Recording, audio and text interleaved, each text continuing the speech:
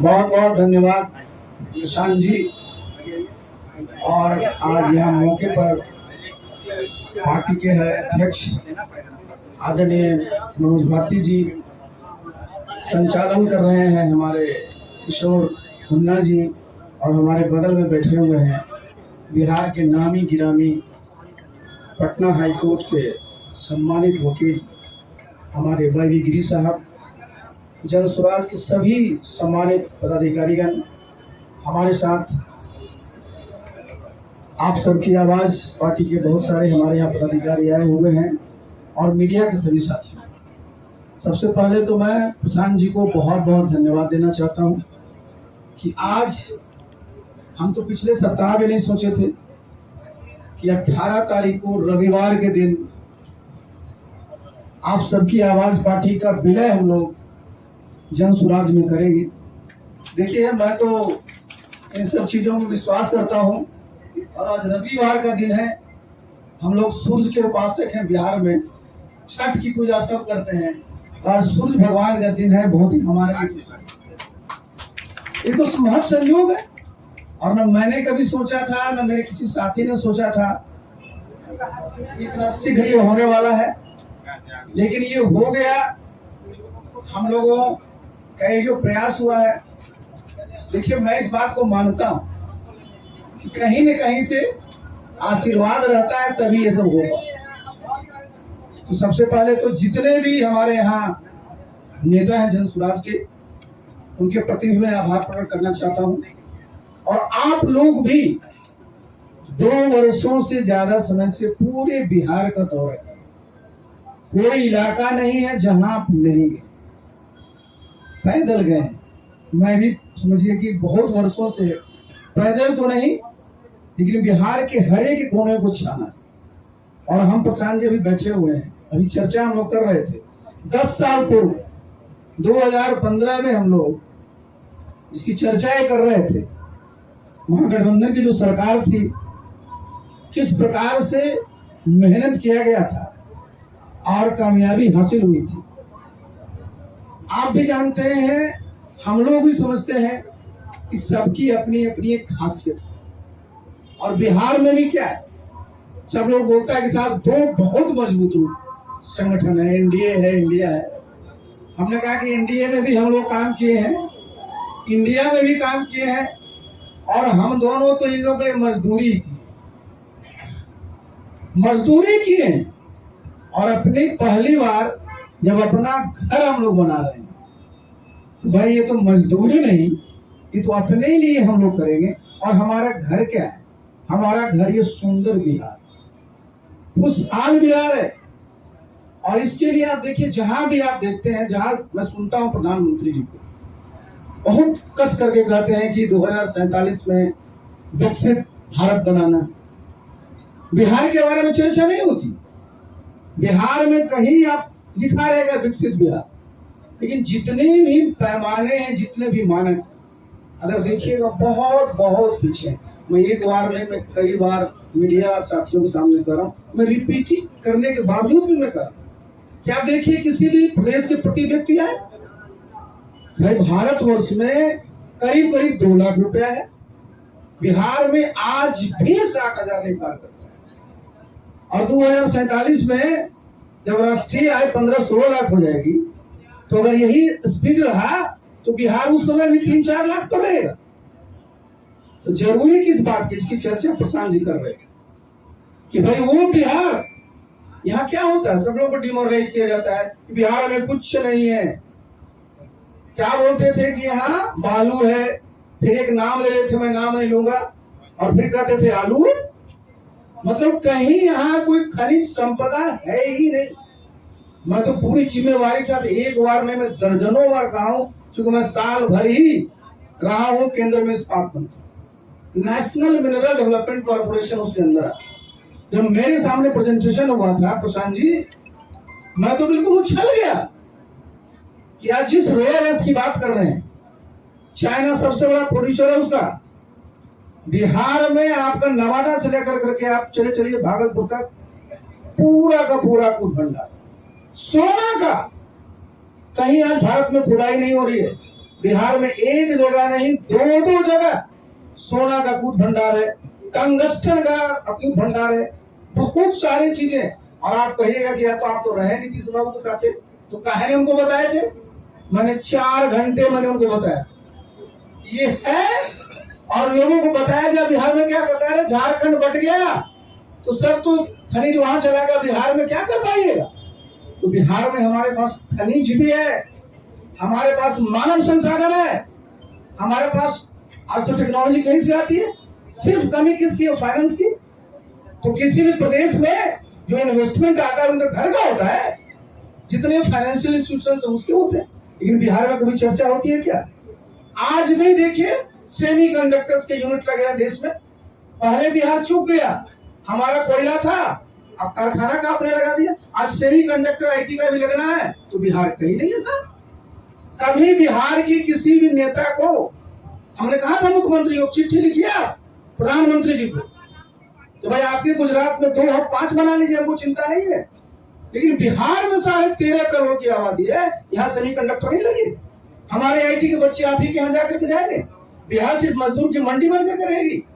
देखिए मैंने प्रशांत जी को भी देखा। अब मुझे सबसे अच्छा क्या लगता है, मैं रोज घूमते रहता हूँ बिहार के जिस कोने पर जाइए, प्रशांत जी सबसे अच्छा है कि सब जगह लिखा हुआ है ये सरकार बनेगी तो 5 चीजें तुरंत भी। और वो देखिए सब जो है जन सरोकार से सब जुड़ी हुई बातें। तो प्रशांत जी का अपना अनुभव है, और ये इनकी अपनी एक स्ट्रेटजी है, सोच है। और मैं भी 43 वर्षों से यही काम करता रहा। या तो मैं सरकार में 28 साल रहा और 15 साल से मैं इसमें हूं।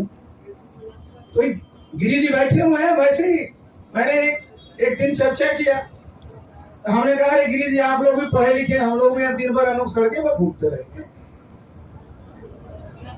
बहुत ही देखिए होना रहता है, और ये तुरंत हुआ। और ये मैं समझता हूं, मैंने बताया ना कि ये बहुत ही शुभ है। और हम सब लोग यहाँ जितने लोग बैठे हैं सब काम में विश्वास है, और हम लोग काम किए हैं, काम करेंगे, काम करके दिखाएंगे। और जितनी ताकत है हमारे कार्यकर्ताओं में उत्साह है, और इस उत्साह को हम लोग जब जमीन तक ले जाएंगे तो निश्चित रूप से कामयाबी हासिल होगी। और बिहार में जो 35-36 साल से लोग इधर या इधर की चर्चा करते रहते हैं, तो लोग बोलेगा जरूर या ये लोग तीसरा नंबर पर है। लेकिन देखिए परीक्षा जब हम दे रहे हैं ना, तो तीसरा नंबर पर जरूर है, रिजल्ट निकलेगा तो जो हमेशा टॉप किए फिर टॉप। कह रहे हैं कि भैया कैंप में आप प्रेस कॉन्फ्रेंस करते हैं, वहाँ गर्मी बहुत लगता है, तो भैया कभी कभी आप लोग भी गर्मी का मजा लीजिए, ताकि बिहार की जनता किस परिस्थिति में रह रही है उसका एहसास आपको पहले से भी है, थोड़ा थोड़ा उसका अनुभव हम लोग को साथ में भी मिलकर करना चाहिए। आप सबका इस गर्मी में आने के लिए स्वागत। और सबसे पहले दिल से अपने बड़े भाई आरसीपी सिंह साहब का इस व्यवस्था बदलाव के अभियान में जुड़ने के लिए, साथी बनने के लिए इनका हृदय से धन्यवाद कर रहा हूँ, इनका आभार व्यक्त कर रहा हूँ। अब आज से सबसे ज्यादा टीका टिप्पणी लोग करेंगे कि आरसीपी जी जनसुराज में शामिल हुए, कि प्रशांत किशोर गए, कि कौन ऊपर था कौन नीचे था। मेरे भाई जितने लोग बिहार की राजनीति को कुछ वर्षों से देख समझ रहे हैं, 2015 में जिस महागठबंधन की चर्चा आज तक हो रही है, जो केस स्टडी के तौर पर देखा जा रहा है, जिसके द्वारा मोदी जी और भाजपा का विजय रथ यहाँ 2015 में रोका गया था, उसमें लालू और नीतीश जी साथ में आए। उससे पहले आरसीपी और प्रशांत किशोर साथ में आए थे, तब वो व्यवस्था बनी थी। तो इसको मैं उसी संदर्भ में देखता हूं। इनका लंबा प्रशासनिक और राजनीतिक अनुभव है। संगठन और समाज, बिहार के संगठन और समाज को समझने और उसके साथ काम करने का जो अनुभव है, बिहार में बहुत कम ऐसे लोग हैं जिनको इतना लंबा अनुभव है। प्रशासनिक अनुभव की तो मैं बात ही नहीं कर रहा हूँ।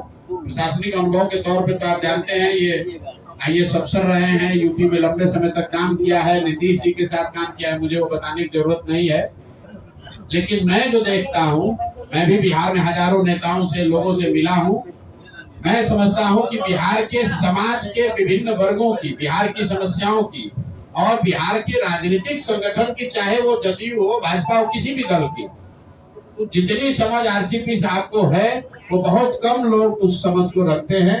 इसलिए अगर ये आज हम लोग साथ में दोनों आ रहे हैं तो इसका बहुत बड़ा फायदा बिहार की उस सोच को, ये मत कहिए कि जनसुराज को फायदा होगा, उसका बहुत बड़ा फायदा उस सोच को होगा जिस सोच में लोग चाहते हैं कि बिहार में एक नई राजनीतिक व्यवस्था, एक नया विकल्प बने। वो विकल्प बने जिसमें कि अब बिहार में भी शिक्षा और रोजगार की बात हो, बिहार भी अन्य राज्यों की तरह विकास की दौड़ में शामिल हो, और जिन लोगों का भी ये सपना है कि अगले 10 वर्षों में बिहार देश के 10 अग्रणी राज्यों में शामिल हो, वो उस सपने को पूरा करने के लिए जो सेना, जो राजनीतिक फौज, जो फॉर्मेशन तैयार हो रहा है, उसके अगुवा के तौर पर आप आज से आरसीपी साहब को भी देखें। हम लोग भी उसी भूमिका में लगे हैं, और जो हमारे साथी बैठे हुए हैं यहाँ पर, तो चाहे रामबली जी हो, चाहे गिरी साहब हो, किशोर कुमार मुन्ना हो, हमारे अध्यक्ष श्री मनोज भारती जी हो, कुशवाहा जी हैं, या बहुत सारे साथी जो आरसीपी जी के साथ संघर्ष कर रहे थे। अभी यहाँ पर एकदम मैं उनका परिचय नहीं करा पा रहा हूँ, तो मैं माफी चाहता हूँ उन लोगों से भी। ये सारे वो लोग हैं जिनके मन में सिर्फ एक ही बात है कि बिहार फिर से वापस जंगल राज की ओर नहीं लौटना चाहिए, और नीतीश जी की आज जो स्थिति है उसका फायदा उठाकर भाजपा पिछले दरवाजे से बिहार में कब्जा नहीं कर सके। इन दोनों लड़ाई को अगर लड़ना है तो बिहार में एक मजबूत, सशक्त, ईमानदार विकल्प होना चाहिए, जिसमें नीतीश कुमार ने आज से 10 साल 15 साल पहले जो कहा था, जिसमें तीनों सी ना हो, जिसमें क्राइम ना हो, जिसमें करप्शन ना हो, और जिसमें कम्युनलिज्म ना हो। ये बात कभी किसी जमाने में नीतीश कुमार जी ने हम लोग को बताया कि प्रशांत जी, आरसीपी बाबू, आप लोग ऐसा दल बनाइए, जदयू का इतना विस्तार कीजिए कि जो मेरा मूल सोच है कि बिहार में वो दल बने जिसमें क्राइम, करप्शन और कम्युनलिज्म तीनों की जगह न हो। वही सोच, उसी प्रयास को हम लोग आगे बढ़ाएंगे। अंतिम एक बात और कहूंगा, जो भी साथी जदयू के हैं, मैं और आरसीपी जैसे लोग ये जानते हैं कि इस राज्य में किसी राजनीतिक दल में अगर सबसे ईमानदार और सही राजनीतिक कार्यकर्ता, नेता की बात नहीं कर रहा हूँ, कार्यकर्ता किसी दल में है तो वो जदयू में है।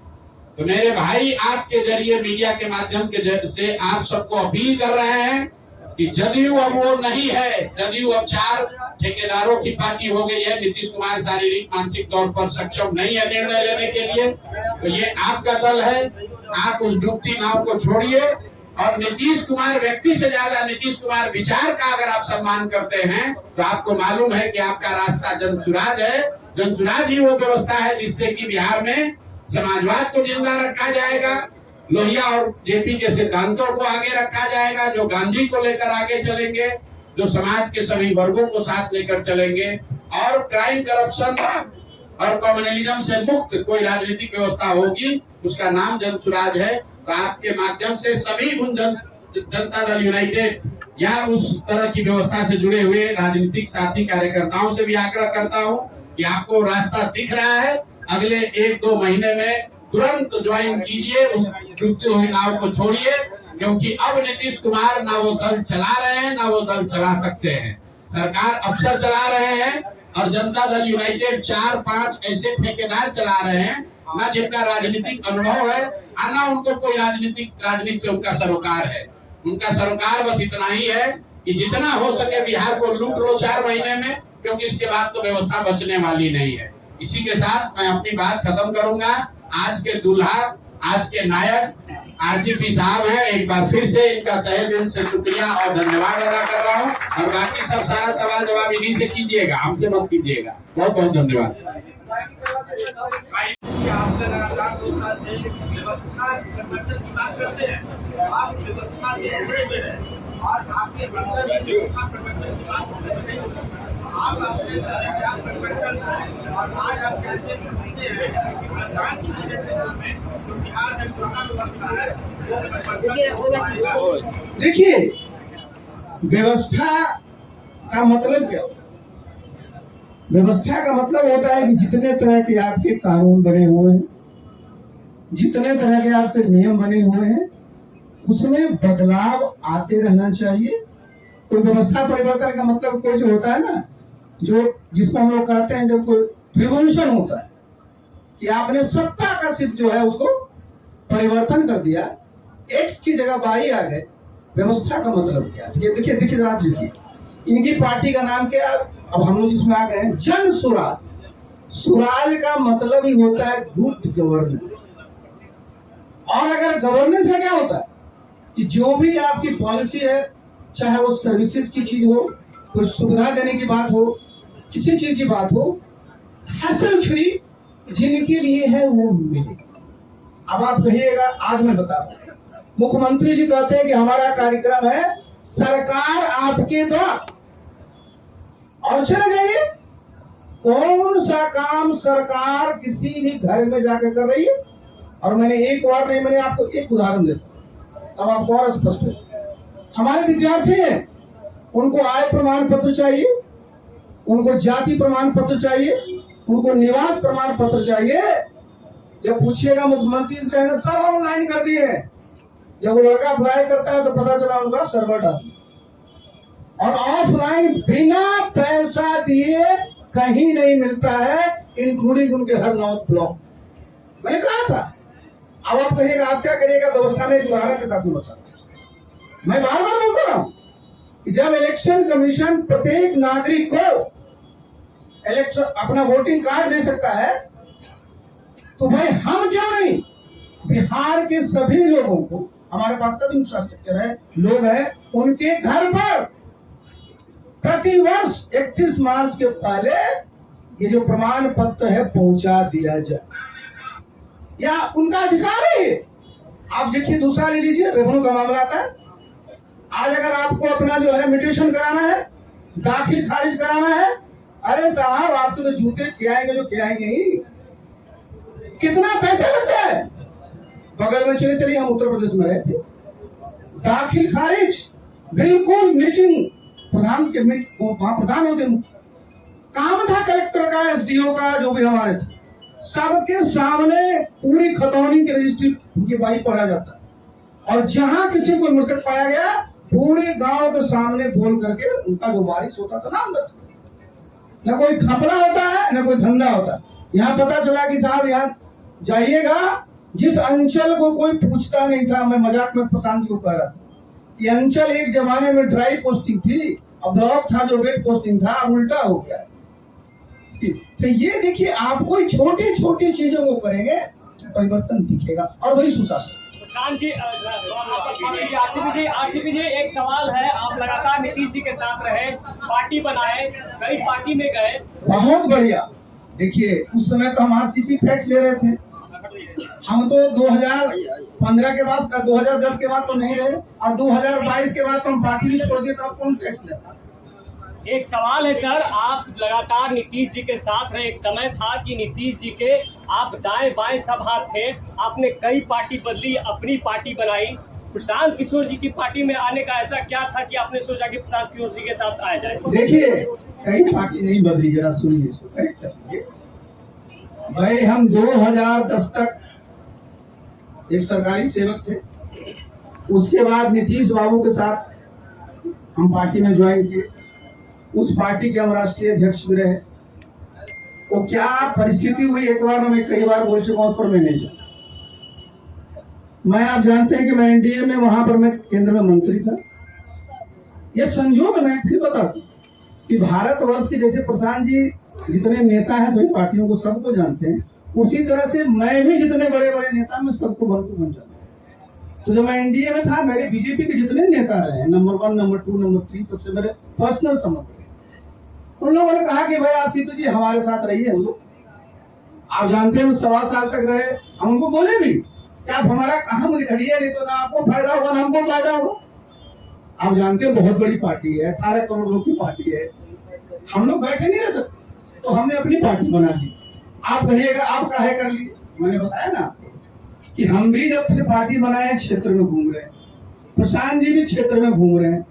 जब हमने देखा सब लोगों से हमारे साथी है, तो देखिए हमारा 2025 का चुनाव है, हम अगर बहुत वर्षों तक मेहनत करेंगे तो फैलाव है, लेकिन जब हम दोनों मिलते हैं, जो इनकी खासियत है जो हमारी खासियत है, तो जो काम हम 5 साल में कर सकते थे वो 5 महीना में हम कर, बहुत सीधी की बात।